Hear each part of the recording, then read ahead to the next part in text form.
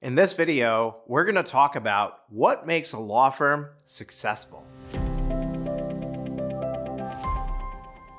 So before we could talk about what makes a law firm successful, we need to actually figure out what success means to you. Now, because your business is there to serve you and the life you want to live, it's really important for us to first get clarity on your life. And one of the first books that I send to my elite coaching clients is a book called Living Forward by Michael Hyatt and Daniel Harkavy. In that book, Michael Hyatt and Daniel Harkavy walk you through a process to create your life plan and to make sure that when you get to the end of your life, you don't have regrets and you actually lived the fullest, most productive life that you can. Once you're clear on what you want to create in your life, then you can begin to establish the vision for your firm, because you need to make sure that the vision for your firm is in alignment with other things like the family domain, maybe your impact on the rest of the world that you want to have. The other thing when it comes to success is this funny thing called time. See, time is something you need to be aware of when you're defining success. Because if I told you,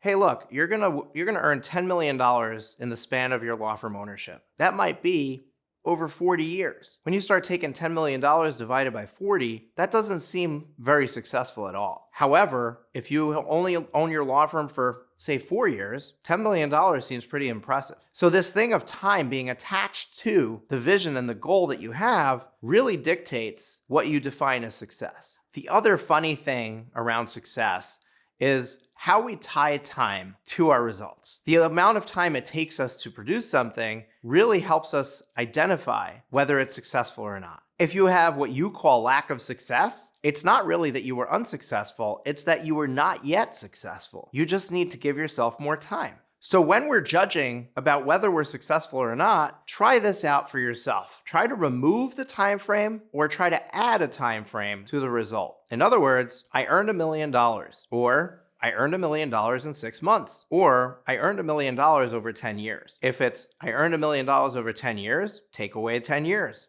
Do you feel successful now? If it's I earned $1 million over 6 months, but you didn't have the 6 months in there, add the 6 months in. Now you feel pretty successful. The truth is, in order to achieve success, you basically have to have a plan, you have to have a time frame, and you have to have a way of measuring it. There are two ways to measure success. One is in the actions we take, and the other is in the results that we get. Now, the funny thing is that the actions are in our control, the results are not. So we need to be careful, because when we're trying to achieve success, we want to aim for the result and map out the actions to get there. But when we're measuring our success, we want to pay more attention to the actions we took and less to the results we got. Before we continue, if you're enjoying this content, make sure to hit the like button and subscribe to our channel so you get notified when we release new videos just like this.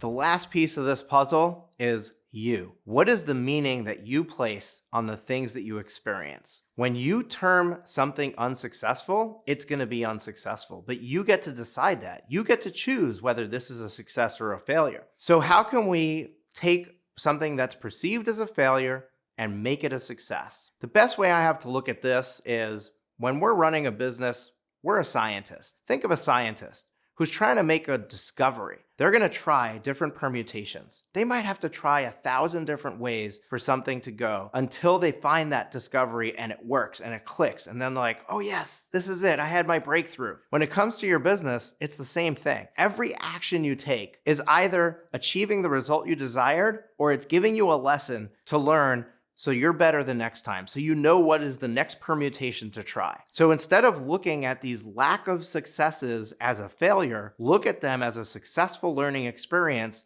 to achieve the end result that you're trying to achieve. Often, as we go through our experience, when we term something unsuccessful, it makes us stop in our tracks. It derails us from the rest of our plan. And what we do in the Law Firm Growth Elite Coaching Program is we help you see that. We help you re-identify that experience as a successful learning experience. Get out of your own way. Start the next thing. Stay on track for the specific projects that you outline. If you need that kind of support, if you feel like that kind of support would be helpful for you, I invite you to check out our program at profitwithlaw.com/elite.